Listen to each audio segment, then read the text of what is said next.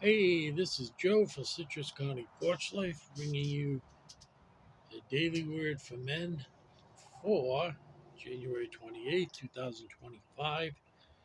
This is being taped on January 23rd, 2025, because I have a slew of things coming up to do, and I wanted to make sure that uh, I get I get these videos done.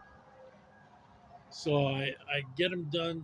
I do maybe two a day and accumulate some in the kitty, and that way, if it works out that I'm taking a couple of people to appointments, and I have appointments myself at doctors, so it gives me a little wiggle room, and I don't have to go. So far, since last June, I've done every single show. I haven't missed any.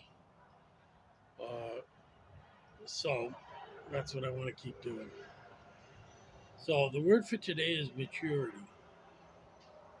Speaking the truth in love, we will grow to become, in every respect, the mature body of Him who is the head of, that is Christ. From Him, the whole body, joined and held together by every supporting ligament, grows and builds itself up in love as each part does its work. Ephesians 4:15 through 16, NIV. It has been said that you cannot become spiritually mature and remain emotionally immature. For men, this is a difficult saying because we don't acknowledge our feelings as much as we should, nor do we share with each other as much as women do. On average, women speak 4 times as often. That's a lot more words and expressions. When it comes to growing emotionally, what do we need so we can grow spiritually? The picture Paul gives us here is helpful in explaining that the whole body of Christ that matures and each part contributes. Our maturing is not done alone, it is like part of a process in the body. If we are to mature emotionally, we require connection with others, which stimulates and sharpens our emotional awareness. God then takes this process and aids us in spiritual growth. Relationships can be like a refining fire for us when we let them. And the question for us is, do you find yourself avoidant when it comes to dealing with relational disruptions? What can you do differently to face these and allow them to mature you both spiritually and emotionally?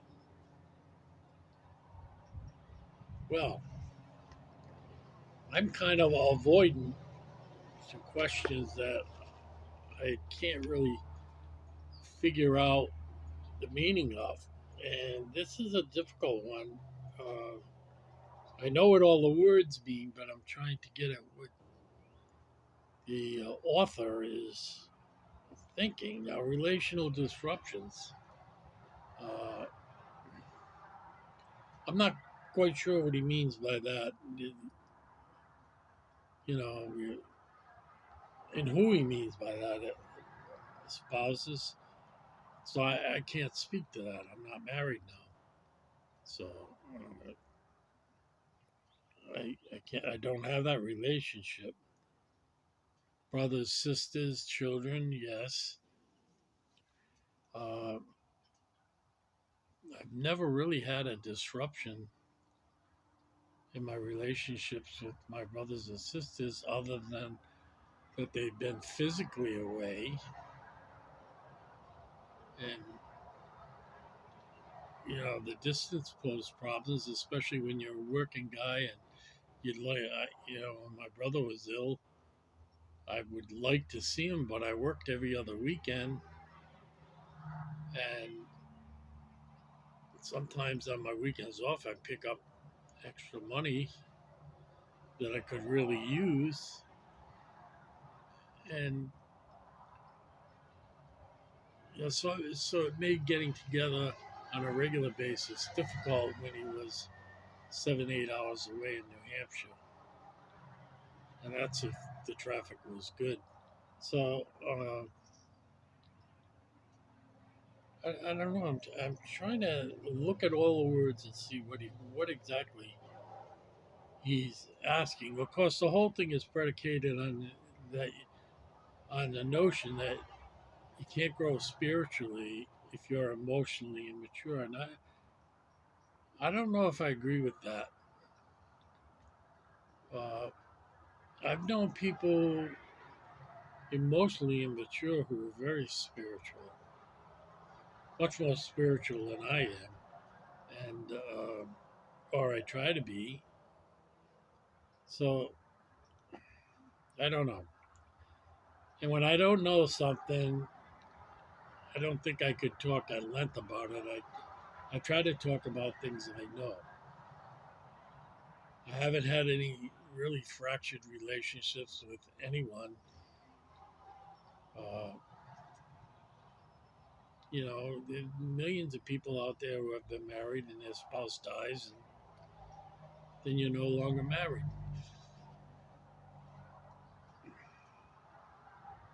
And I can't.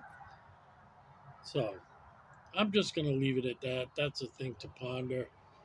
See if you can make sense of it. And but ideally, we would want to grow spiritually and emotionally. And I know with certain emotions, I was behind most people of my age group because of problems that I had when younger. And I'm thinking of the emotion of anger that I held on to that like it was the pearl of great price, really. And it does hinder spiritual growth, but I don't think it eliminates spiritual growth because I wasn't. I think I did grow spiritually, and my letting go of the anger and all the emotional baggage was a gradual thing. And so I don't think it's quite the dichotomy that it's got. I think you can have both and resolve both slowly, quickly. So that's my take on it. I wish you a safe and holy day, and we will see you tomorrow.